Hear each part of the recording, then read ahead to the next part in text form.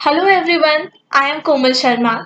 Today I'll cover a most important topic of biochemistry, which is metabolism of carbohydrates.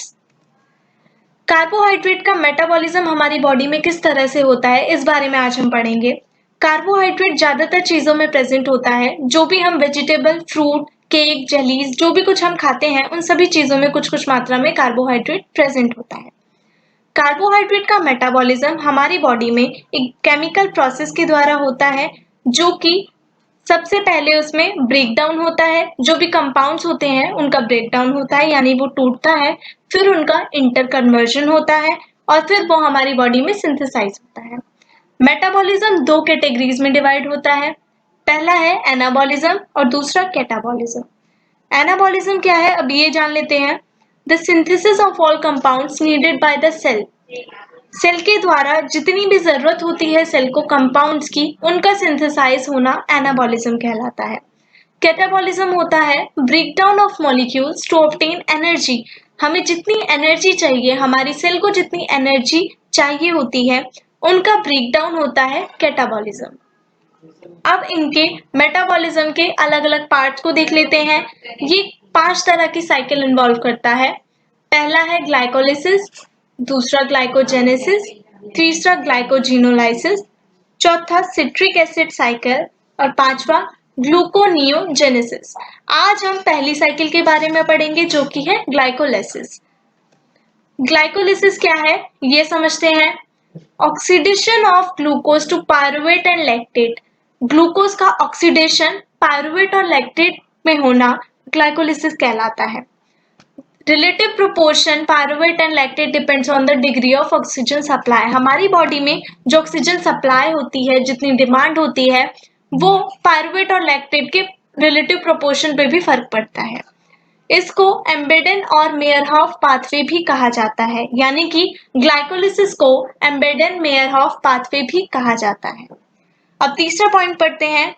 In complete anaerobic environment only lactate formation takes place. Complete anaerobic environment में, यानी कि जहां पर absence of oxygen हो, वहां पर lactate का formation होता है। और जहां पर एरोबिक एनवायरनमेंट होता है, यानी कि ऑक्सीजन की प्रेजेंस होती है, वहां पर पायरुवेट फॉर्म होता है। If oxygen is available in Kreb cycle, this reaction takes place in mitochondria. अगर ऑक्सीजन क्रेब साइकिल में प्रेजेंट होता है तो ये रिएक्शन माइटोकॉन्ड्रिया में होती है। अब इसकी फीचर्स की तरफ आते हैं। Glycolysis takes place in all cells of the body. Glycolysis occurs in the absence of oxygen, which is known as anaerobic, और in the presence of oxygen, which is known as aerobic. जहां पर oxygen का absence होता है, यानी कि जहां पर ऑक्सीजन प्रेजेंट नहीं है, उस कंडीशन को हम कहते हैं एनारोबिक, और जहां पे प्रेजेंट होता है ऑक्सीजन, उस कंडीशन को बोलते हैं एरोबिक। अब आते हैं ग्लाइकोलिसिस साइकिल की तरफ। ग्लाइकोलिसिस साइकिल कैसे स्टार्ट होती है, ये पढ़ते हैं। ग्लाइकोलिसिस में सबसे पहले हम जो कार्बोहाइड्रेट लेते हैं, इनटेक करते हैं, उसमें ग्लूकोज होता है कुछ मात्रा में, तो ग्लूकोज से स्टार्ट होता है ये। Glucose plus ATP. ATP stands for adenosine triphosphate.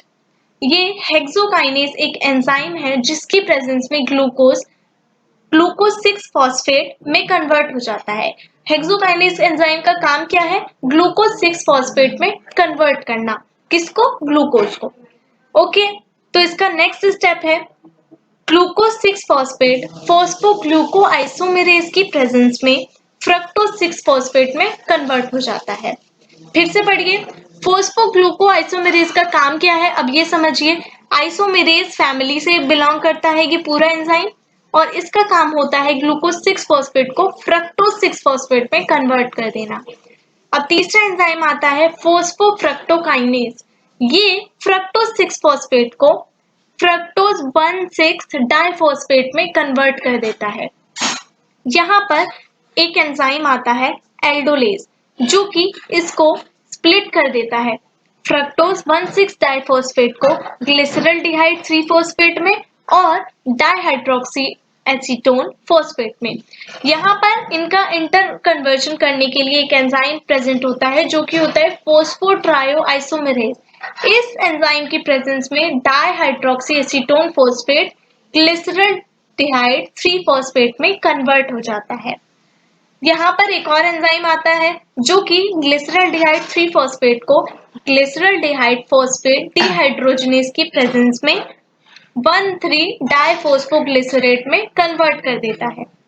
यहाँ पर एक और एंजाइम है जो कि है 1,3-डाइफॉस्फोग्लिसरेट काइनेज, जो 1,3-डाइफॉस्फोग्लिसरेट को 3-फॉस्फोग्लिसरेट में कन्वर्ट कर देता है एडिनोसाइन ट्राइफॉस्फेट। ये एटीपी एनर्जी के रूप में हमारी बॉडी में प्रेजेंट होती है, हमारी बॉडी को एनर्जी प्रोवाइड करती है।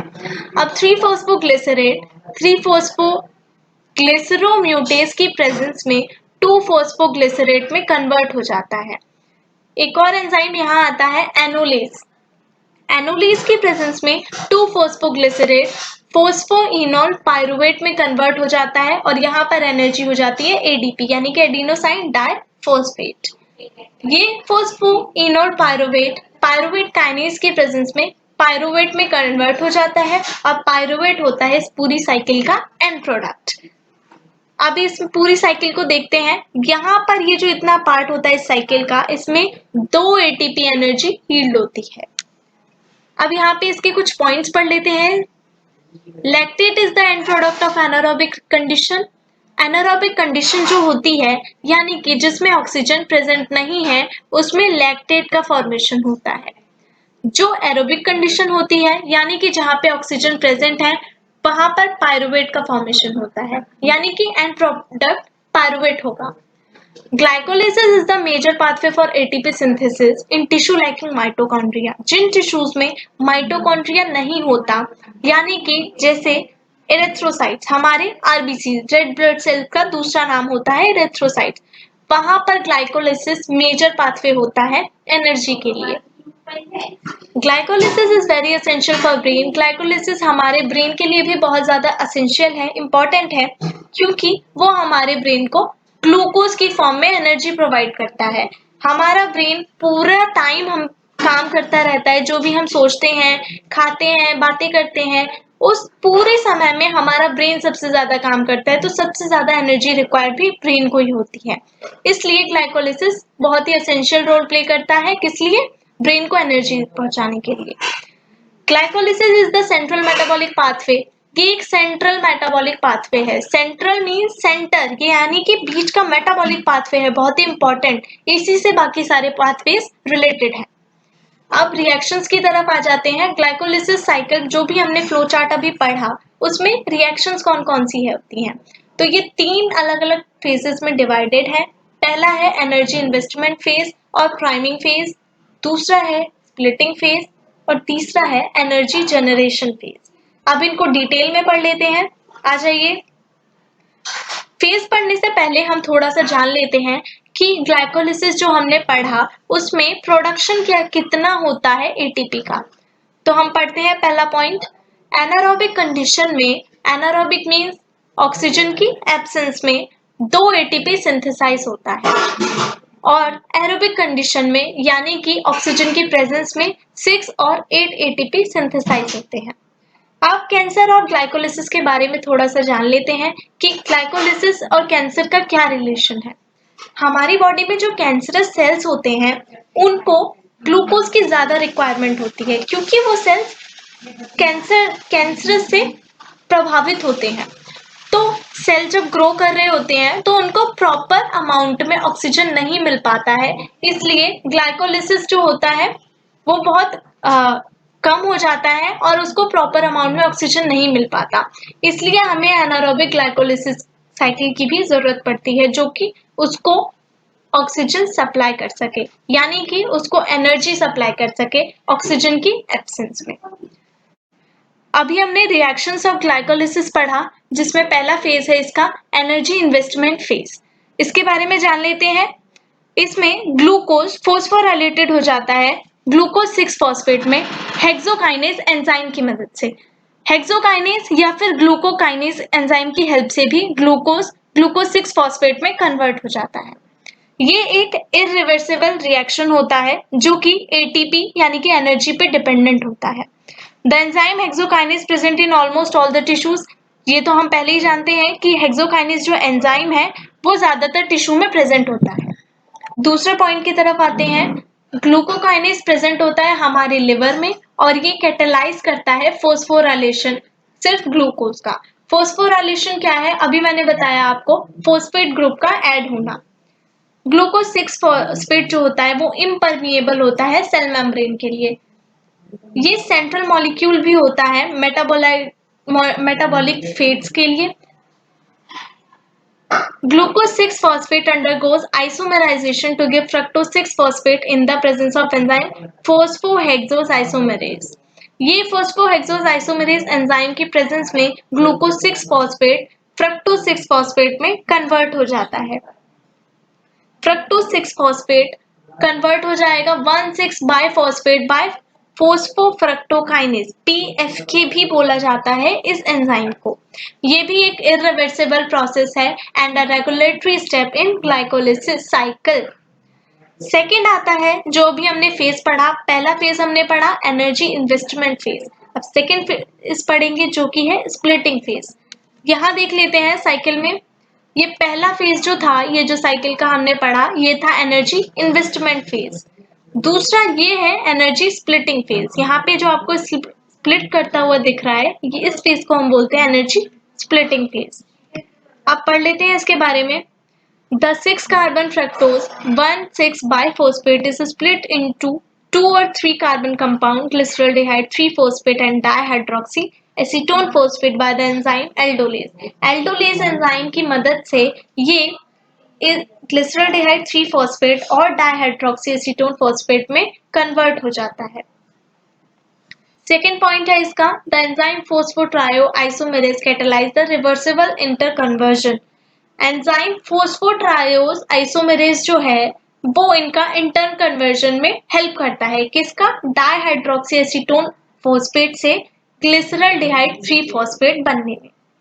इसका थर्ड फेज पढ़ लेते हैं जो कि है एनर्जी जनरेशन फेज। अब आइए देख लेते हैं, ये जो फेज यहाँ पर 2 ATP यील्ड हो रही है, इस फेज को हम कहते हैं energy generation phase. Energy generation phase क्या है ये पढ़ते हैं।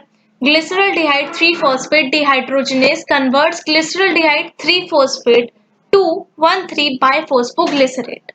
ये ग्लिसरॉल्डिहाइड 3-phosphate डिहाइड्रोजनेज की प्रेजेंस में, डिहाइड्रोजनेज ये पूरा एक एंजाइम है, इसकी प्रेजेंस में 1,3-बाइफॉस्फोग्लिसरेट में कन्वर्ट कर देता है। ये स्टेप बहुत ही इंपॉर्टेंट होता है और ये NADH+ आयन की फॉर्मेशन के लिए भी इंपॉर्टेंट होता है और ये हाई एनर्जी कंपाउंड यील्ड करता है। सेकेंड पॉइंट पढ़ते हैं, the enzyme phosphoglycerate kinase acts on one three biphosphoglycerate resulting in the synthesis of ATP and formation of 3-phosphoglycerate। ATP synthesise होता है इस प्रोसेस में और 3-phosphoglycerate का फॉर्मेशन हो जाता है। इसका नेक्स्ट स्टेप पढ़ लेते हैं। 3-phosphoglycerate जो कि कन्वर्ट हो जाता है 2-phosphoglycerate में फोस्फोग्लिसरेट म्यूटेज एंजाइम की प्रेजेंस में। एक बार फिर से पढ़ते हैं, फोस्फोग्लिसरेट एंजाइम की प्रेजेंस में, फोस्फोग्लिसरेट म्यूटेज एंजाइम की प्रेजेंस में 3-phosphoglycerate कन्वर्ट हो जाता है 2-phosphoglycerate में और ये एक आइसोमेराइजेशन रिएक्शन होती है।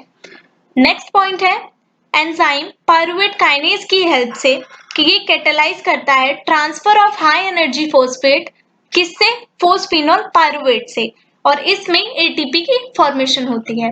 तो आज की क्लास में हमने ये ग्लाइकोलिसिस साइकिल कंप्लीट की और इसके तीनों फेजेस कंप्लीट कर लिए।